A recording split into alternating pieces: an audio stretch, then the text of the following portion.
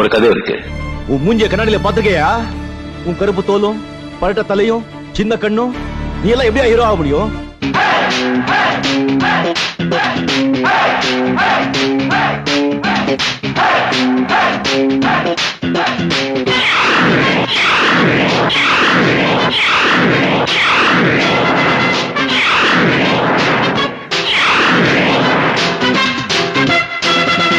Rajinikanth Tamil cinema மட்டுமல்ல, ஒட்டுமொத்த இந்திய சினிமாவின் பாட்ஷாக்களையும் தனது ரசிகர்களாக வைத்திருக்கும் திரை உலக சாம்ராட். ரஜினி பொல்லாதவன், பொய் சொல்லாதவன், என் நெஞ்சத்தில் வஞ்சங்கள் இல்லாதவன், மீன்புக்கும் சண்டைக்கும் செல்லாதவன். போடா, ஆண்டவனே நம்ம பக்கம் இருக்கான். அண்ணாமலை படத்தில் ஒரே பாடலில் நாயகன் வென்றதை போன்று ரஜினியின் வெற்றியை கடந்து சென்றுவிட முடியாது. அது பல தசாப்தங்களை உள்ளடக்கிய வரலாறு. என் வழி தனி வழி. இந்த தடவை ஒரு மாறுபட்ட ரஜினியை நீங்க பார்க்கணும்னு ஆசை. 2025 தனது 75வது வயதில் ஆடி எடுத்து வைக்கும் ரஜினிகாந்த் திரைத்துறையிலும் 50 வருடங்களை நிறைவு செய்திருக்கிறார். இந்த நேரத்தில் கண்டக்டராக இருந்த ஒரு மனிதன் மண் மொழி கடந்து சூப்பர் ஸ்டாராக மாறிய கதையை நினைவூட்ட முயல்கிறது இந்த சிறப்பு தொகுப்பு.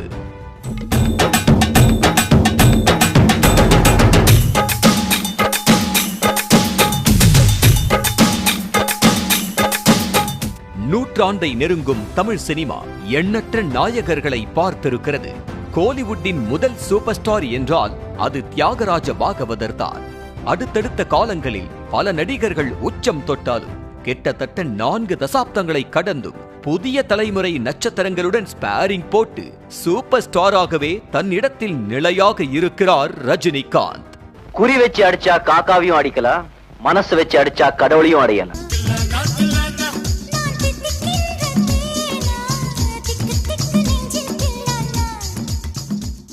சினிமா மீது இருக்கும் ஆசையில் கோடம்பாக்கத்தை நோக்கி படையெடுத்த லட்சம் பேரில் ஒருவரான ரஜினி பல வெற்றி தோல்விகளை கடந்து இன்றளவும் கொண்டாடப்படுகிறார் என்றால் அதற்கான காரணத்தை அறிய 75 ஆண்டுகள் பின்னோக்கி பயணிக்க வேண்டும்.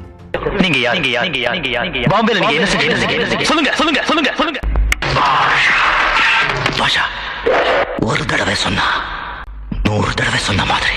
முக்கால் நூற்றாண்டுக்கு முன்னால் டிசம்பர் 12, 1950ஆம் ஆண்டு கர்நாடக மாநிலம் பெங்களூருவில் சாதாரண நடுத்தர குடும்பத்தில் பிறந்தார் ரஜினிகாந்த். தங்களுக்கு 4வது பிள்ளையாக பிறந்த அந்த குழந்தைக்கு சிவாஜிராவ் கெய்க்வாட் என்று பெயர் சூட்டி மகிழ்ந்தது ராமோஜிராவ் கெய்க்வாட் ராமாபாய் தம்பதி. பராசக்தி ஹீரோடா. பேரை கேட்ட உடனே சும்மா அதறது இல்ல. இந்த சிவாஜிராவ் கெய்க்வாட் ரஜினிகாந்தாக உருமாறிய கதை உண்மையில் சுவாரஸ்யமானது. 2 அண்ணன்கள் ஒரு அக்காவுக்கு பிறகு பிறந்த சிவாஜிராவ் கெய்க்வாட் தனது 5வது வயதில் தாயை பறிகொடுத்த நிலையில் பெங்களூருவிலேயே பள்ளி படிப்பை முடித்து கர்நாடக மாநகர போக்குவரத்து கழகத்தில் அரசு பேருந்து நடத்துனராக பணியில் சேர்கிறார். கருத்த தேகம், சிறிய கண்கள், நீண்ட முடி என்று வித்தியாசமான மிடுக்கோடு இருந்த அந்த இளைஞரிடம் அனைவரையும் வசீகரிக்கும் ஸ்டைலும் இயல்பிலேயே இருந்தது. இது எப்படி இருக்கு?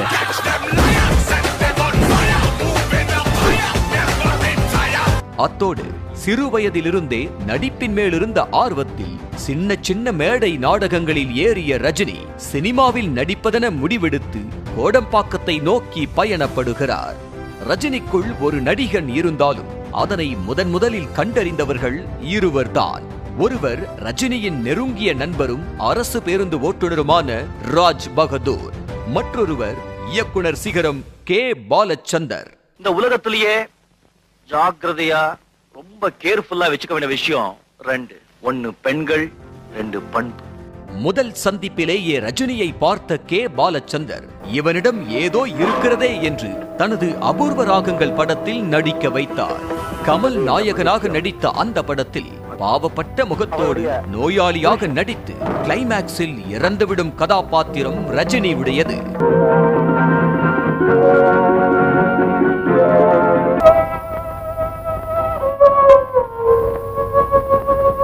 இங்கும் நாம் ஒரு விஷயத்தை கவனிக்க வேண்டும். ரஜினிக்கு ரஜினிகாந்த் என்று பெயர் கொடுத்ததும் அபூர்வ ராகங்கள் தான். ஆம், அறிமுக படத்திலேயே தான் கண்டெடுத்த மாணவனான சிவாஜிராவ் கெய்க்வாடிற்கு ரஜினிகாந்த் என்று பெயரை கொடுத்தார் கே பாலச்சந்தர். கண்ணா பண்ணிங்க தான் கூட்டமா வரும், சிங்கம் சிங்கலா தான் வரும். 1975ஆம் ஆண்டு அபூர்வ ராகங்கள் வெளியானதை தொடர்ந்து 1976 மற்றும் 1977 ஆகிய ஆண்டுகளில் 3 முடிச்சு அவர்கள் என்று கே பாலச்சந்தரின் இயக்கத்தில் நடித்த ரஜினி கன்னட மற்றும் தெலுங்கு படங்களிலும் சிறு சிறு பாத்திரங்களில் நடித்து வந்தார். எஸ்.பி. முத்துராமனின் புவனா ஒரு கேள்விக்குறி படத்தில் நடித்து முடித்த கையோடு பாரதி ராஜாவின் முதல் படமான 16 வயதினிலே படத்தில் பரட்டையனாக மிரட்டினார் ரஜினிகாந்த். ஊரிலேயே பெரிய வீரன் அப்பாவி கமலிடம் அடிபட்டு சாவும் பாத்திரம் அது. பரட்டையன் ரஜினியின் தோளை சப்பானி கமல் அழுத்திவிடும் போஸ்டர் இன்றளவும் பிரபலமானது. ஏண்டா சப்பானே, இந்த ஊர்லயே நம்ம பரட்டன் ஒருத்தருக்கு தானே தேய்ச்சி விடுற? அழைப்பிடு, நாடாம குட்டி எருமை பண்ண விட்டு கண்ணுக்குட்டி இடத்துக்கு ராதான்னு சொல்லிட்டு விடுற. அதே ஆண்டில் தமிழ், கன்னடம், தெலுங்கு என்று தென்னிந்திய சினிமாவில் சுற்றி சுழன்று பாத்திர பேதம் பார்க்காமல் கிட்டத்தட்ட 26 படங்களில் நடித்து முடித்த ரஜினி பைரவி படத்தில்தான் நாயகனாக அவதாரம் எடுத்தார். தமிழ் சினிமாவில் மற்ற நடிகர்களின் பயணத்திற்கும் ரஜினியின் பயணத்திற்கும் மாறுபாடு என்று பார்த்தால் மூட்டையே கட்டிவிடலாம்.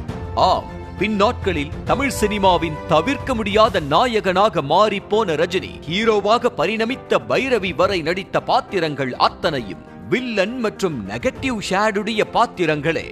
குணச்சித்திர கேரக்டர் என்று பார்த்தால் 1-2 தேரும். இப்படியாக வில்லனாக மிரட்டி வந்த ரஜினியை கொண்டாடும் நாயகனாக மாற்றியது எம். பாஸ்கர் இயக்கத்தில் 1978 வெளியான பைரவி திரைப்படம்.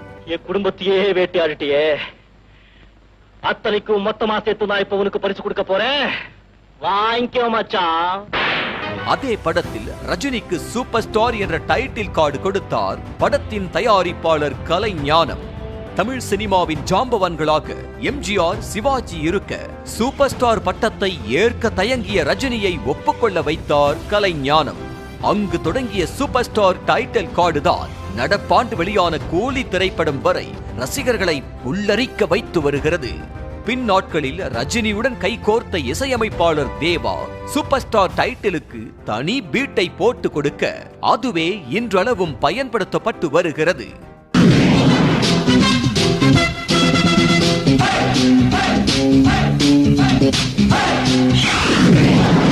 முள்ளும் மலரும் படத்தில் தங்கைக்கு அன்பான அண்ணனாக, உழைக்கும் மக்களுக்கு உதவுபவனாக, எதிரிகளுக்கு முரடனாக வந்து மனதை தைத்திருப்பார். ஒரு கையை இழந்ததால் வேலை பறிபோகும் என்ற வேளையில் 2 கையும் 2 காலும் போனா கூட காளிங்கிறவன் பொழைச்சுக்குவான் சார், கெட்ட பையன் சார் அவன் என்று ரஜினி பேசிய வசனம் இன்றளவும் ட்ரேட்மார்க் வசனமாக நிலை நிற்கிறது. சார், 2 கையும் 2 காலும் போனா கூட காளிங்கிறவன் பொழைச்சுக்குவான் சார், கெட்ட பையன் சார் அவன். 1975 சினிமா பயணத்தை தொடங்கிய ரஜினி 80களுக்குள்ளாக 5 வருடங்களில் மட்டும் 54 படங்களில் நடித்திருந்தார். தாய் மீது சத்தியம், பாவத்தின் சம்பளம், குப்பத்து ராஜா என்று பல படங்களில் பாத்திரங்களை ஏற்று நடித்த ரஜினி 1979ஆம் ஆண்டு வெளியான 6லிருந்து 60 வரை எனும் படத்தில் பெற்றோரை இழந்த தலைப்பிள்ளையாக தம்பி தங்கைகளை காப்பாற்றும் அண்ணன் பாத்திரத்தில் அழவே வைத்திருப்பார். நீ என்ன இன்ஃப்ளூயன்ஸ் பண்ணிக்கணும்னு சொன்னப்போ நான் செத்து உனக்கு படம் வேணுமா கேட்டேன். இப்போ நீ செத்து எனக்கு படம் கொடுத்துட்டு போயிட்டியா? அடுத்தடுத்த படங்களில் ஆக்ஷன் ஹீரோவாக மாற தொடங்கிய ரஜினிக்கு மிகப்பெரிய திருப்புமுனையை கொடுத்த படம் என்றால் அது முரட்டு காளைதான். மசாலா கலந்த முரட்டு காளையில் காளையனாக கலக்கிய ரஜினி புது அவதாரமே எடுத்திருந்தார். பொதுவாக எம் மனசு தங்கம், ஒரு போட்டின்னு வந்து விட்டா சிங்கம். எப்போதுமே எல்லோராலும் கொண்டாடப்படக்கூடிய நாயகனாக பரிணமிக்க வேண்டும் என்றால் குறிப்பாக ஃபேமிலி ஆடியன்ஸை பிடிக்க காமெடி அவசியம். அந்த வகையில் தன்னிடம் காமெடிக்கும் பஞ்சமில்லை என்பதை தில்லுமுள்ளு, போக்கிரி ராஜா, தம்பிக்கு எந்த ஊரு, மன்னன் ஆகிய படங்களில் நிரூபித்து காட்டி மிரள வைத்தார். அவ ஆடினா சிலுக்குங்க. நான் கேட்டதா எல்லாம் ரொம்ப மகிழ்ச்சியோட இருக்காங்க. நான் சேர்த்த கூட்டம் இல்ல, அன்பாலே தானா சேர்ந்த கூட்டம். மறுவைத்தால் மாறுவேஷமா என்ற காமெடிக்கு ஏற்ப மீசை இருந்தால் சந்திரன், மீசை இல்லாவிட்டால் இந்திரன் என்று பெரிய தில்லுமுள்ளுவை அரங்கேற்றிய ரஜினி படத்தின் இயக்குனரும் தனது காட்ஃபாதருமான கே பாலச்சந்தரிடம் முதலில் தயக்கமே காட்டியிருக்கிறார். எனக்கு எப்படி சார் காமெடி வரும் என்று தயங்கியதோடு மீசையை வேறு எடுக்க சொல்கிறீர்களே என்று யோசித்த ரஜினியை சமாளித்து நடிக்க வைத்த கே பாலச்சந்தர் ரஜினிக்குள் இருந்த ஹியூமர் சென்ஸை தமிழ் திரையுலகிற்கு அறிமுகம் செய்தார். சிந்து பைரவி ராகத்தை சிவரஞ்சனி ராகத்தோட மிக்ஸ் பண்ணி அட்டானா ராகத்தை அவனோடத்துல புடிச்சு தொலையில ஆதித்தாளம் போட்டா கிடைக்கிற ராகம் கல்யாணியா காம்போதியா, கரகர பிரியாவா, சண்முக பிரியாவா, இல்ல ஸ்ரீபிரியாவா? தமிழ், தெலுங்கு, கன்னடம் படங்களில் நாயகனாக உருவெடுத்த ரஜினி 1983ஆம் ஆண்டு வெளியான இந்தி மொழி படமான அந்தா கானூனில் நடித்து பாலிவுட்டிலும் தடம் பதித்தார். தொடர்ச்சியாக அவ்வப்போது இந்தி மொழி படங்களில் நடித்து வந்தவர் 21ஆம் நூற்றாண்டின் துவக்கம் வரையிலும் பாலிவுட்டில் நடித்து வந்தார். 1990ஆம் ஆண்டுக்குள்ளாக சுமார் 140 படங்களில் நடித்து முடித்த ரஜினிக்கு அதற்கு பிறகு 2000 வரையிலான 10 ஆண்டுகள் உண்மையிலேயே அவருக்கானவைதான். குடிக்கிறவன் எல்லாம் அயோக்கியம் இல்ல, குடுக்காம குடிக்கிறான் பாரு, அவன் தான் அயோக்கியம். உறவாடுறதும் பெட்ல தான், உறங்குறதும் பெட்ல தான், உயிர் போறதும் பெட்ல தான். அடுத்தவங்களுடைய பொண்ணு மேலேயும் பொருள் மேலேயும் பெண் மேலேயும் கை வைக்க கூடாது, கண்ணு வைக்க கூடாது. தமிழ் சினிமாவையே தன்வயப்படுத்திய Rajini back to back mega பிளாக் பஸ்டர்களை போட்டு வெற்றி எனும் சிம்மாசனத்தில் நிலையாக அமர்ந்தார். சிகப்பு தோலே சினிமாவுக்கான நிறமாக இருந்த எழுதப்படாத விதியை தவிடு பொடியாக்கி கருப்பு நட்சத்திரமாக அனைவரின் விருப்ப நாயகனாக உருவெடுத்த ரஜினி அண்ணாமலை, பாட்ஷா, முத்து, அருணாச்சலம், படையப்பா என்று அடுத்தடுத்த படங்களில் தமிழ் சினிமாவை உலுக்கி போட்டார். ஐயோ உங்க முன்னாடி ஐயோ இதற்கிடையே மணிரத்னம் இயக்கத்தில் தளபதி படத்தில் சூர்யாவாக நடித்த ரஜினி அதுவரை தனக்கிருந்த பிம்பத்தை முற்று முழுதாக திருத்தி எழுதி ரசிகர்களின் நெஞ்சில் நீங்கா இடம் பிடித்தார். இன்றளவும் ரஜினி ஹேட்டர்களுக்கு கூட பிடித்த படங்களில் தளபதியும் ஒன்றுதான். தாய்ப்பாசம், காதல், நட்பு, கோபம், ஆற்றாமை என்று அனைத்து விதத்திலும் மிரட்டிய ரஜினி தியேட்டர்களை அதகலம் செய்தார். சுப்புலட்சுமியுடனான காதல் கைகூடாமல் போன சமயத்தில் மாலை பொழுதில் போடி என்று காதலியை அனுப்பி வைத்துவிட்டு காதல் கைகூடாத விரக்தியில் இடுப்பில் கை வைத்தபடி நிற்கும் காட்சியும் பின்னணி இசையும் தமிழ் சினிமாவால் அழிக்க முடியாத காவியம்தான். ஏன் நிக்கிற? போ பண்ணிக்கோ.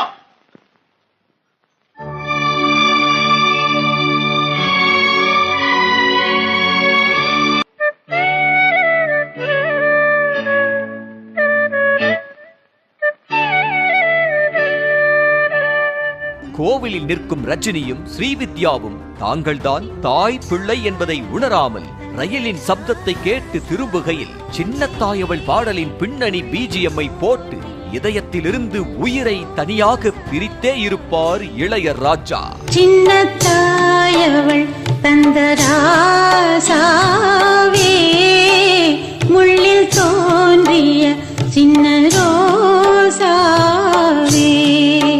அபூர்வ ராகங்களில் ரஜினிக்கு காதலியாக நடித்த ஸ்ரீவித்யா தளபதியில் தாயாக நடித்தது உண்மையில் விசித்திரம்தான்.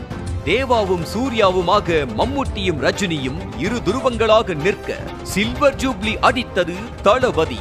பாட்டுக்குயிரு மனசுக்குள்ளே பாட்டுக்கென்றும் பஞ்சம் இல்ல பாடத்தான். பி வாசு இயக்கத்தில் மன்னன் படத்தில் கிருஷ்ணனாக கிச்சு கிச்சு மூட்டிய ரஜினி சுரேஷ் கிருஷ்ணா இயக்கத்தில் அண்ணாமலை படத்தில் புது அவதாரம் எடுத்தார்.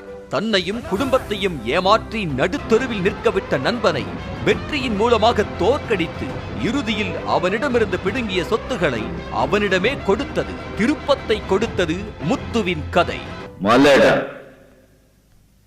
அண்ணாமலை சரத்பாபுவிடம் அசோக் இந்த நாள உன் கேலண்டர்ல குறிச்சு வச்சுக்கோ என்று துவங்கி தொடையை தட்டி சவால் விடுவது வரை ஒரு நிமிடத்திற்கு மூச்சு விடாமல் ரஜினி பேசிய வசனம் இன்றளவும் ஆக்டிங் கல்லூரி மாணவர்களின் பாடங்களில் ஒன்று. அசோக், இந்த நாள் உன்னுடைய கேலண்டர்ல குறிச்சு வச்சுக்கோ. நீ எப்படி என் வீட்டை இடிச்சு என் குடும்பத்தை நடுத்தர கொண்டு வந்தியோ அதே மாதிரி நானும் வீட்டை இடிச்சு உன் குடும்பத்தை நடுத்தர கொண்டு வரல. என் பேர் அண்ணாமலை இல்லடா. சிவாஜி படத்தில் தான் கருப்பு நிறத்தால் நிராகரிக்கப்பட்ட போது ஃபேர் அண்ட் லவ்லியில் குளியல் போடும் ரஜினி, கழுவிட்டு வந்தேன்னா சும்மா கமலஹாசன் மாதிரி இருப்பேன் என்று வசனமே பேசி இருப்பார். வயதில் கமல் தன்னை விட இளையவர் என்றாலும் சினிமாவுக்கு கமல் ஆற்றிய பங்களிப்பை எப்போதும் மதிக்கும் ரஜினி, கமல் மாதிரி என்னால் அறிவுபூர்வமாக பேச முடியாது என்று தன்னடக்கத்தில் மிளிர்வார். இது முல்தானி மட்டி, நேச்சுரல் தெரப்பி. கழுவிட்டு வந்தேன்னா சும்மா கமலஹாசன் மாதிரி இருப்பேன். படையப்பா படத்தில் கால் மேல் கால் போட்டு நீலாம்பரி அமர்ந்திருக்க, இருக்கையே இல்லாத இடத்தில் துண்டின் மூலம் ஊஞ்சலை இறக்கி கெத்தாக அமர்வார் ரஜினி.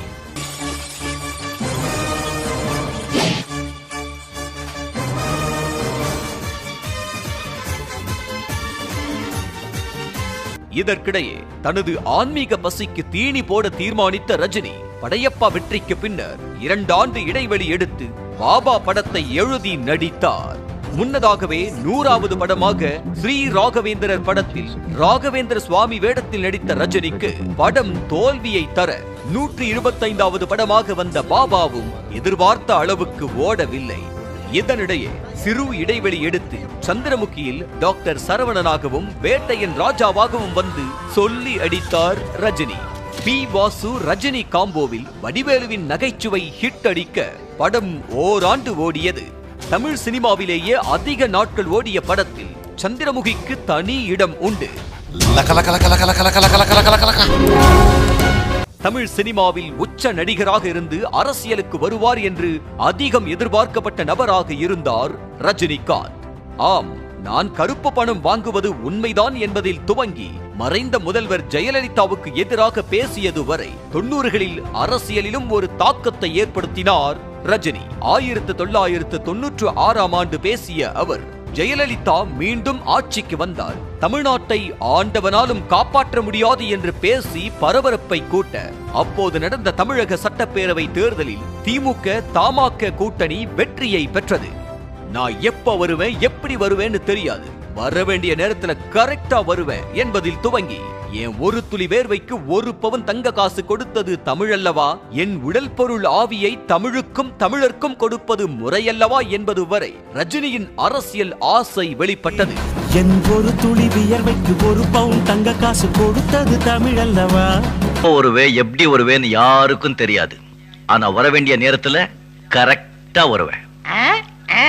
2017 இறுதியில் அரசியலுக்கு வருவதாக கூறி 2021 உடல்நலம் கருதி அவர் பின்வாங்கினாலும் ரசிகர்கள் மட்டும் ரஜினியை விட்டு கொடுக்கவில்லை. சிறப்பான தரமான சம்பவங்களை இனிமேதான் பார்க்க.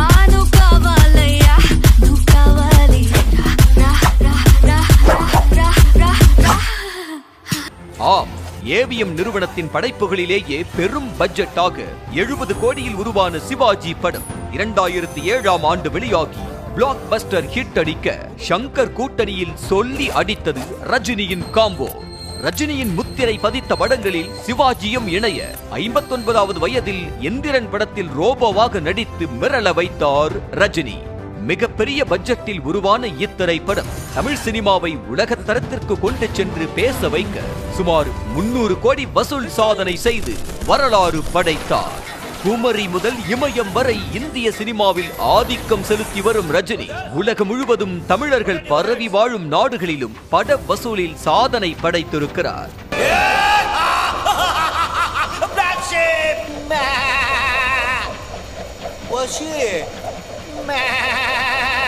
1995 ரஜினி நடிப்பில் வெளியான முத்து திரைப்படம் 1998 ஜப்பானில் வெளியாகி ஆல் டைம் தமிழ் ஹிட் படமானது. அப்போதே ஜப்பான் மண்ணில் 23 கோடி ரூபாயை வசூல் செய்து ரஜினி படைத்தது சம்பவம்தான். என்னடா கோச்சடையான், லிங்கா படங்களில் சருக்களை சந்தித்த ரஜினி புதுமுக இயக்குனரான பா ரஞ்சித்துடன் கைகோர்த்து கபாலியை கொடுத்து பாக்ஸ் ஆபீஸை நொறுக்கினார். விமர்சன ரீதியாகவும் இன்ச் இன்ச்சாக பரபரப்பாக பேசப்பட்டது கபாலி. குனிஞ்சி சொல்லுங்க எஜுமா. அப்படி வந்து நிப்பானே அந்த மாதிரி கபாலியா நினைச்சியாடா? கபாலிடா. தொடர்ந்து காலாவிலும் இதே காம்போ ஹிட் அடிக்க பிறகான காலங்களில் வெளியான பேட்ட, தர்பார் மற்றும் அண்ணாத்த ஆகிய படங்கள் எதிர்பார்த்த அளவுக்கு ஓடவில்லை. அப்போதுதான் நெல்சன் திலீப்குமாரோடு இணைந்து ஜெயிலர் படத்தில் முத்துவேல் பாண்டியனாக நடித்து மீண்டும் தனது ஸ்டார்டமை நிரூபித்து காட்டினார் ரஜினி. ஏய், இங்க நான் தான் கிங். நான் வச்சதான் ரூல்ஸ். அந்த ரூல்ஸ் எனக்கு இஷ்டத்துக்கு அப்பப்போ மாத்திட்டே இருப்பேன். அது கப்சிப்புன்னு கேட்டு ஃபாலோ பண்ணணும். டைகர் கா ஹுக்கும். ரஜினிகாந்த் அவ்வளவுதான், வயதாகிவிட்டது. ஏன் இந்த ஸ்லோ மோஷன் பில்டப் சீன்கள் என்று அங்கொன்றும் இங்கொன்றுமாக பேச்சு எழத் தொடங்கிய போதே பக்காவாக பிளாக் பஸ்டர் ஜெயிலரை கொடுத்து வாயடைக்க வைத்தார் ரஜினி.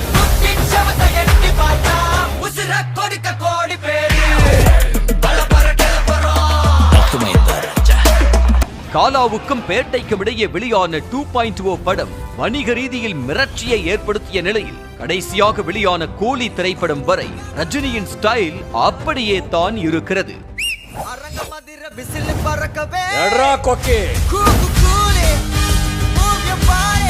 26 ஆண்டுகளுக்கு முன்பு வெளியான படையப்பா படத்தில் வயசானாலும் ஒரு ஸ்டைலும் அழகும் இன்னும் குறையல என்று ரம்யா கிருஷ்ணன் பேசிய வசனம் ரஜினிக்கு இன்றளவும் பொருந்தவே செய்கிறது. மின்சார கண்ணா, எல்லாருக்கும் உன்னையே பிடிச்சிருக்கு தெரியுமா? வயசானாலும் உன் ஸ்டைலும் அழகும் இன்னும் உன்னை விட்டு போகல. தமிழ் சினிமாவில் தசாப்தங்கள் பல கடந்து சூப்பர் ஸ்டாராகவே வெற்றி படகில் ரஜினி பயணிக்கிறார் என்றால் எளிமையும் தலைக்கணமும் இல்லாத அவரது பண்புமே அடிப்படை காரணம் எனலாம். நான் இதை கேட்டு வேலை செய்ய மாட்டேன். இதை கேட்டு வேலை செய்யறேன். நம்ம எண்ணங்கள் நல்லா இருந்தாதான் நம்ம செயல்கள் நல்லா இருக்கும். விடுவேன். ஆண்டவன் சொல்றான், அருணாச்சலம் முடிக்கிறான். முதலாளிகளுடைய வேர்வை ரத்தமும் தொழிலாளர்களுடைய வேர்வை ரத்தமும் கலக்கணும். அப்பதான் இந்த நாடு உருப்படும்.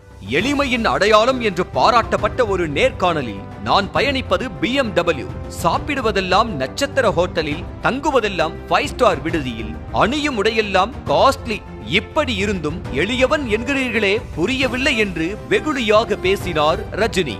இவை அத்தனையையும் தாண்டி தமிழ் சினிமாவில் ரஜினியை போன்ற ஒரு ஆக்டரை பார்ப்பது கடினம்.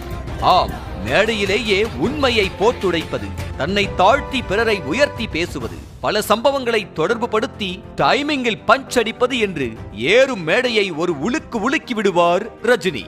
சமீபத்தில் இளையராஜாவுக்கு தமிழக அரசு நடத்திய பாராட்டு விழாவில் அவர் பேசியது கூட மிகச் சிறந்த உதாரணம். நடிப்பு துறையில் அத்தனையையும் செய்துவிட்டு தாதா சாஹேப் விருது, பத்மபூஷன், பத்ம விபூஷன் என்று பத்ம விருதுகளையும் பெற்ற ரஜினி, நான் ஒரு பெரிய ஆர்டிஸ்ட் கிடையாது, எந்த கதாபாத்திரத்திலும் அதுவாகவே மாறி நடித்ததில்லை, பணத்திற்காகத்தான் நடித்திருக்கிறேன் என்று வெள்ளந்தியாக பேசி வியக்க வைத்து விடுகிறார்.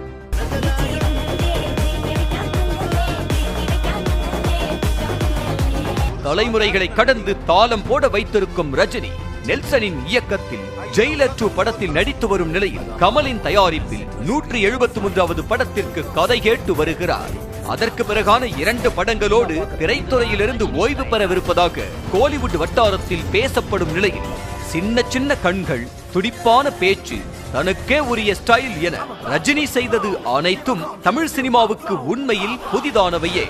யதார்த்த பேச்சு, எளிமையான குணம், என்னை வாழ வைக்கும் தெய்வங்களான தமிழ் மக்களே என்ற நன்றி உணர்வு என்று ரஜினியிடம் இருக்கும் நற்குணங்களை தமிழ் கூறும் நல்லுலகு ஸ்லாகித்து வருகிறது. அவ்வப்போது மேடைகளில் அரசியல் பேசி பரபரப்பை கிளப்பி இருக்கும் ரஜினி கடந்த சில ஆண்டுகளில் அரசியல் ரீதியான கேள்விகளை நோ கமெண்ட்ஸ் என்று மறுத்து வருவதோடு கேள்வி கேட்கும் செய்தியாளர்களை வாழ்த்துகள் என்று கூறி வாயடைத்து வைத்து விடுகிறார்.